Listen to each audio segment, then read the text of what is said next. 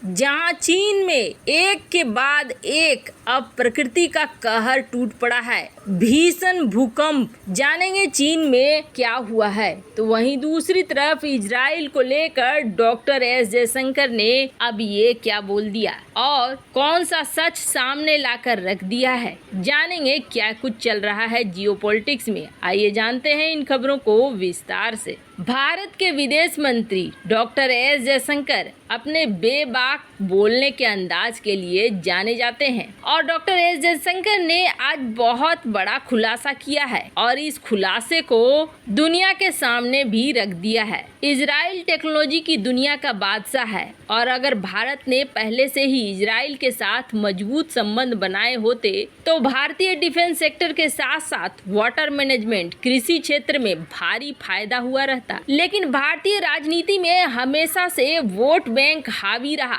लिहाजा मुस्लिम वोट के कारण पुरानी सरकारों ने इजराइल से संबंध मजबूत करना तो दूर, किसी प्रधानमंत्री ने इजराइल जाना भी जरूरी नहीं समझा। वहीं अगर कोई भारत सरकार का मंत्री इजराइल का दौरा करता तो वो फिलिस्तीन जरूर जाता था, लेकिन मोदी सरकार ने इसे सिरे से बदल दिया। पीएम मोदी ने जब इजराइल का दौरा किया तब वो फिलिस्तीन नहीं गए थे और इजराइल ने उसके बाद से भारत को हथियारों के साथ साथ खेती के क्षेत्र के लिए कई अहम टेक्नोलॉजी दी, जिससे भारत को काफी फायदा हो रहा है। साल 1992 में भारत और इजराइल के बीच द्विपक्षीय व्यापार 200 मिलियन अमेरिकी डॉलर था, जब 2020-2021 में बढ़कर ये 4.14 बिलियन डॉलर हो गया, जिसमें रक्षा क्षेत्र में किए गए समझौते और खरीदारी शामिल नहीं है। इसके साथ ही इसी साल इजराइल ने भारत के साथ एक समझौते पर दस्तखत किए,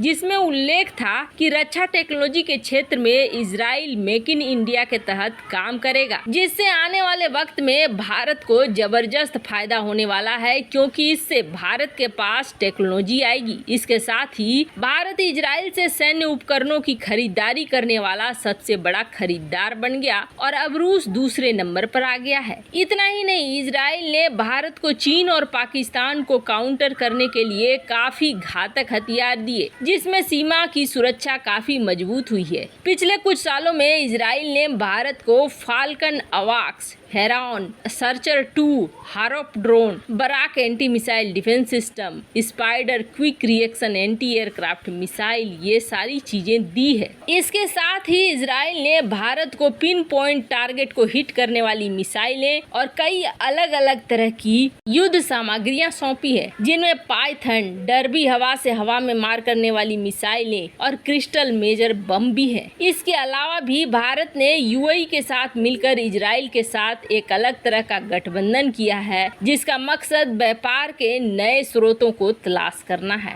ये सब कुछ हुआ है, लेकिन एक दौर था जब भारत दूरी बनाकर रखता था इजराइल से। भारत के विदेश मंत्री डॉक्टर एस जयशंकर ने हाल में एक बयान दिया, जिसमें उन्होंने कहा कि अब वो समय चला गया है जब भारत की विदेश नीति पर वोट बैंक की राजनीति हावी रहती थी। अब भारत देश हित में अपने फैसले लेता है और वोट बैंक की राजनीति का भारतीय विदेश नीति पर कोई असर नहीं पड़ता है। भारतीय विदेश मंत्री ने साफ तौर पर कहा, वोट बैंक की राजनीति ने ही भारत को इजराइल से संबंध मजबूत करने से रोका था। विदेश मंत्री एस जयशंकर गुजरात में एक कार्यक्रम में भारत इजराइल के संबंधों पर बोल रहे थे और जिस पे उन्होंने ये सारी बातें कही। उन्होंने कहा कि कुछ राजनीतिक कारणों से हमें इजराइल के साथ संबंध बढ़ाने से खुद को रोकना पड़ा था। पीएम मोदी पहले प्रधानमंत्री थे जो इजराइल गए। जयशंकर का ये बयान काफी महत्वपूर्ण माना जाता है। वैसे आपको बता दें,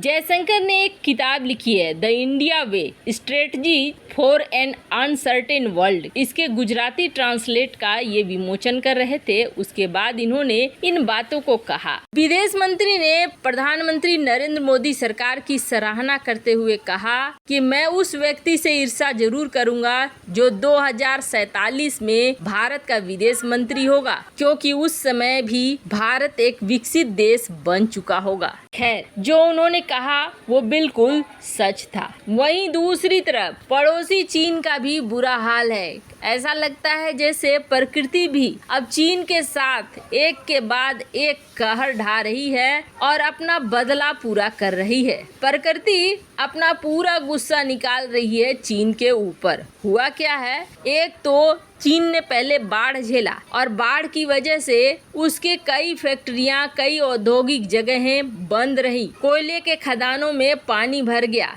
माइनिंग भी बंद रही। और जब बाढ़ खत्म हुआ तो हीट वेव शुरू हो गया। हीट वेव की वजह से चीन की बड़ी बड़ी प्रमुख नदियां सूख गईं और इन नदियों के सूखने से यहाँ से पनबिजली निकालना बंद हो गया। और पनबिजली निकालना बंद होने से सीधे सीधे असर पड़ा उन औद्योगिक इलाकों में जहाँ बिजली का संचालन होता था। अब हुआ ये कि टेस्ला, इंटेल जैसी बड़ी बड़ी कंपनियों को अपनी फैक्ट्रियां बंद रखनी पड़ी। उनके आगे कोई भी उपाय नहीं था और ये फैक्ट्रियां बंद हो गई। उसके बाद चला टोर्नाडो का इफेक्ट, जिसने बहुत जगह पर बिजली के तारों से लेकर घरों को उखाड़ कर रख दिया। जंगलों में लग गए आग। चीनी जंगलों में ये भयावह आग लगे और इसके बाद भी अब प्रकृति का गुस्सा ऐसा लगता है जैसे चीन के ऊपर टूट कर ही रहेगा। प्रकृति ने मन बना लिया है। चीन के दक्षिण पश्चिम हिस्से में भूकंप के तगड़े झटके महसूस किए गए हैं, जिसकी वजह से कहा जा रहा है कि चीन के अंदर भीषण नुकसान हुआ है। और ये झटके कितने ज्यादा मजबूत थे इसका अंदाजा आप ऐसे लगाइए।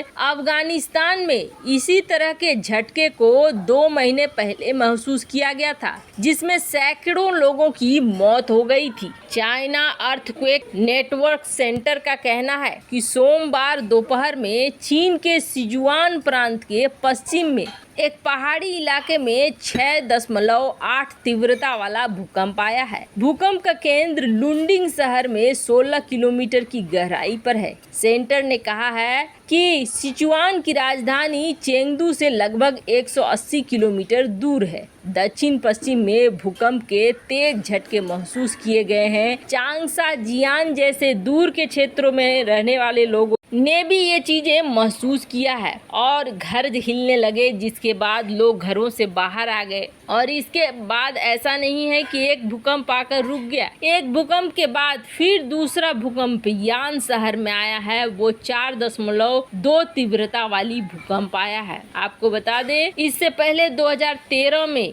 एक भूकंप का झटका इतना ज्यादा आया था चीन में कि 100 से अधिक लोग मारे गए थे, हजारों लोग घायल हो गए थे। अब देखना है कि आगे रिपोर्ट जब आती है तो पता चलेगा कि ये झटका, ये भूकंप कितना ज्यादा तीव्र था और कितने लोग इसके शिकार बने हैं। वैसे इजराइल के मामले में जो डॉक्टर एस जयशंकर ने कहा, उस बात से आप कितना सहमत हैं? कमेंट कर अपनी राय जरूर बताएं। जल्द मिलते हैं अगले वीडियो में नई खबर के साथ।